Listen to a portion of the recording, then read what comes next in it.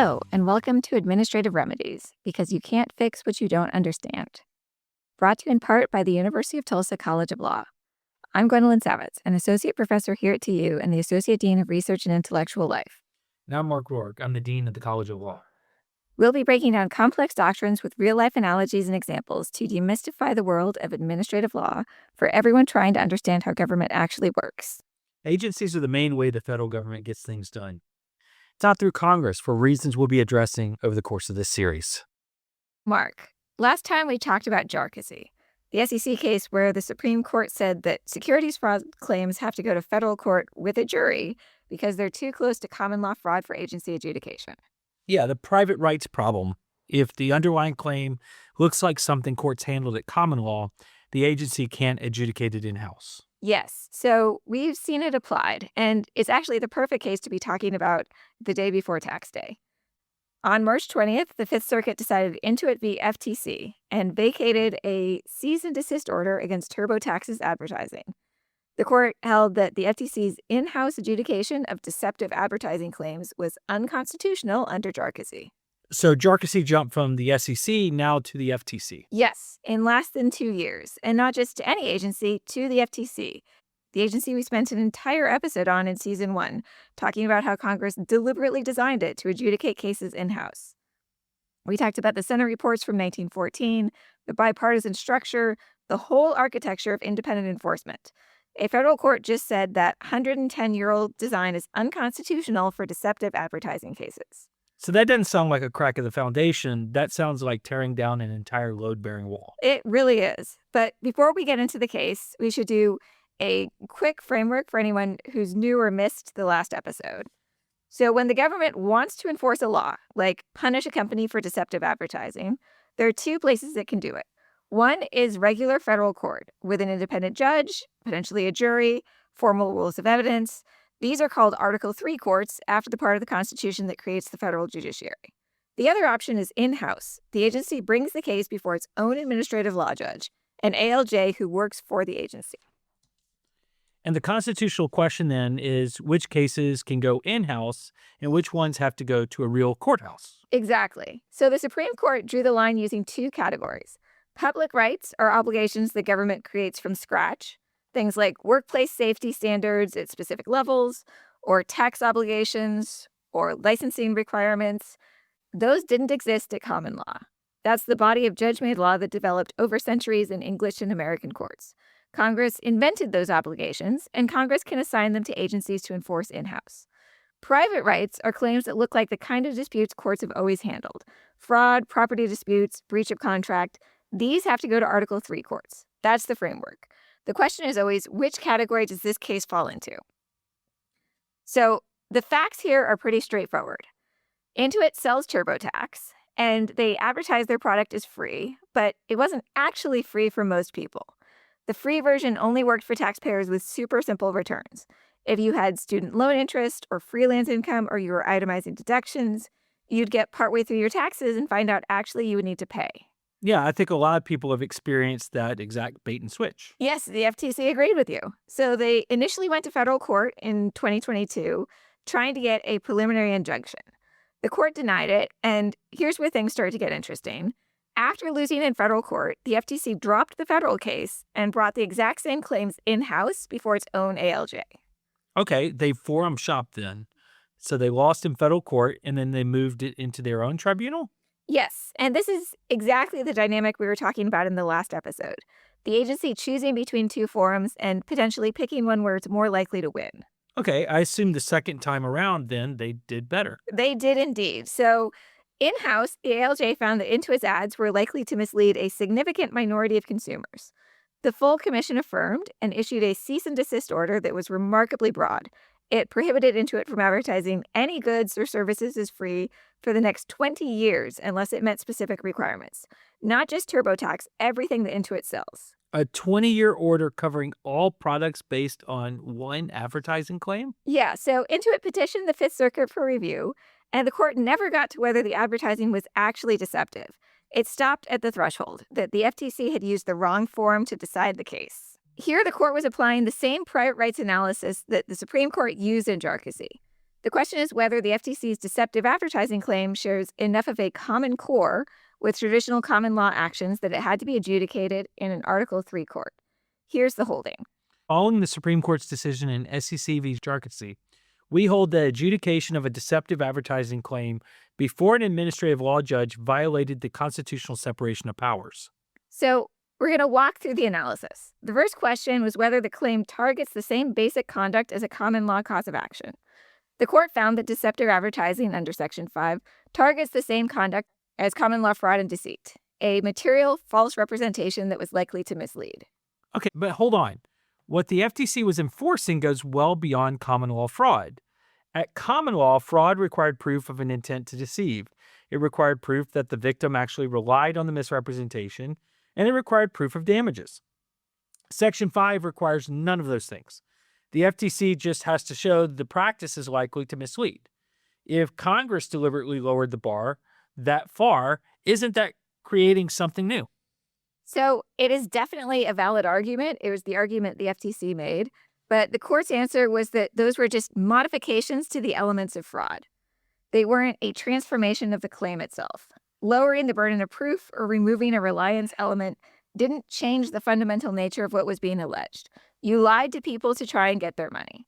The court said that modifying the common law cause of action or expanding the remedies available wasn't enough for Congress to relegate claims of common law pedigree to adjudication by these non-Article 3 judges. So then the court is saying, look at the core of the claim, not the technical modifications Congress made around the edges. Right, and the FTC's own complaint made the common law connection fairly straightforward.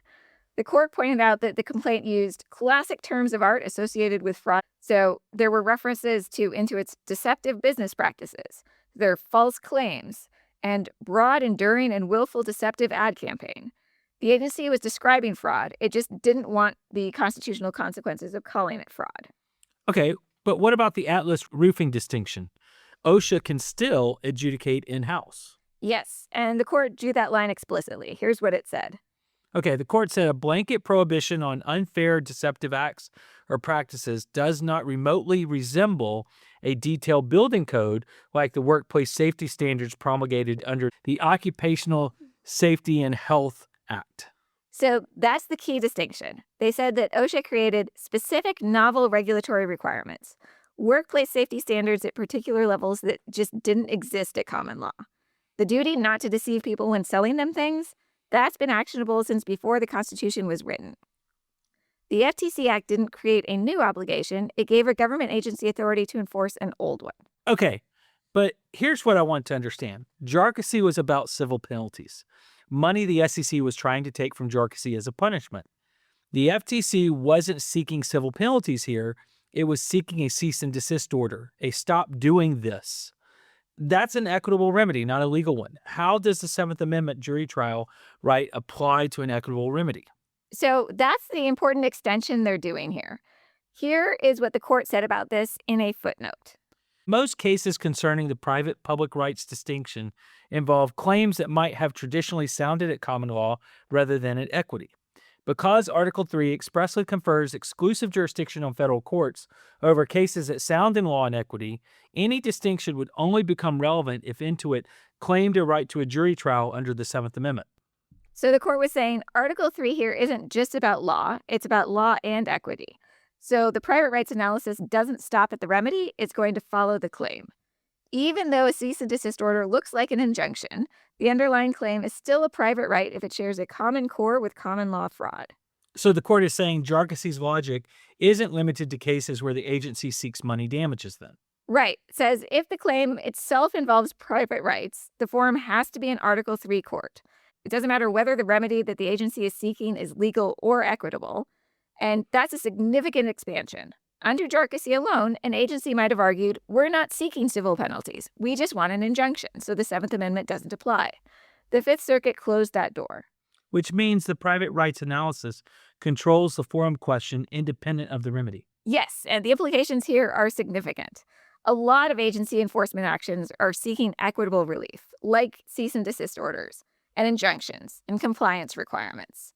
If the underlying claims share a common core with a common law action, the agency may not be able to adjudicate it in-house even when it's only seeking equitable relief. That is a much bigger universe of cases than when Jarkesy alone was decided. We're going to spend a little bit of time on the FTC's strongest argument because it connects directly to what we covered in Season 1. So the FTC argued that Congress authorized in-house adjudication for this agency in 1914. That was more than 110 years ago. That this isn't some recent expansion of power, it's the original design. And we read the legislative history last season. The Senate reports were explicit. Congress wanted an independent bipartisan body with the prestige and permanence to adjudicate impartially. In-house adjudicative authority wasn't an afterthought. It was the whole point of creating the FTC. Yeah, they were deliberately constructing an agency that could investigate and decide cases independently of political pressure. The in-house enforcement model wasn't a modern overreach. It was the founding architecture of one of the oldest independent agencies in the country. Okay, so what did the court say to that? Well, they just quoted Jarkesy here. It's unclear how practice could transmute a private right into a public one, and practical considerations alone cannot justify extending the scope of the public rights exception. So, just because the FTC has been doing this for 110 years doesn't make it constitutional. The length of the practice doesn't change the nature of the right. That's a remarkable position. The court is saying Congress got the constitutional analysis wrong in 1914, and every Congress since then that left the system in place also got it wrong, and every court that upheld the FTC adjudication over the last century was working from the wrong framework. Right. So, the Fifth Circuit did talk about these prior decisions. It said earlier circuit court opinions upholding this didn't analyze the issue through the public rights, private rights framework. And Jarkesy is only now bringing that to everyone's attention. File this under the how to win friends and influence people argument of the Fifth Circuit. Jarkesy decides to undermine an entire century of precedent. Yes. And the court also pointed something that's pretty significant. The FTC did already have the authority to go to federal court. So since the 1970s, they'd been able to seek preliminary and permanent injunctions in federal court. This isn't a case where they're taking away the only possible option and leaving the agency with no enforcement mechanism. They can still pursue deceptive advertising. They just have to do it in a real courthouse. But that's a fundamentally different kind of enforcement. It is, and that's why this matters beyond a legal doctrine.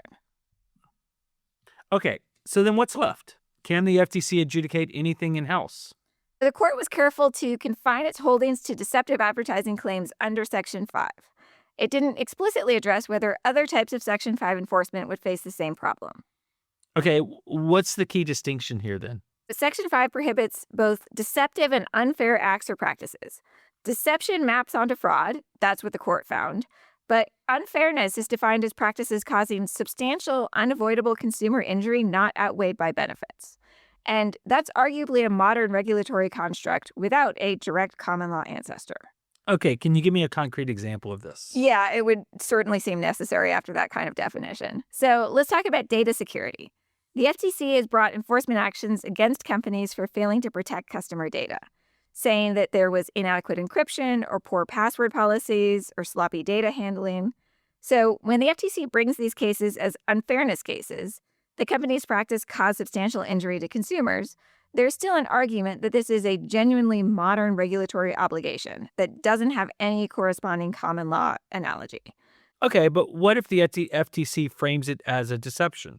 If the company told customers in its privacy policy that it would protect their data and then it didn't? Now it starts to look like fraud again. You made a representation, it was false, consumers relied on it. Same conduct, different legal theory, and potentially different constitutional answer. After Intuit, expect the FTC to think very carefully about how it's framing each case. Unfairness claims may survive in-house adjudication, and deception claims probably won't.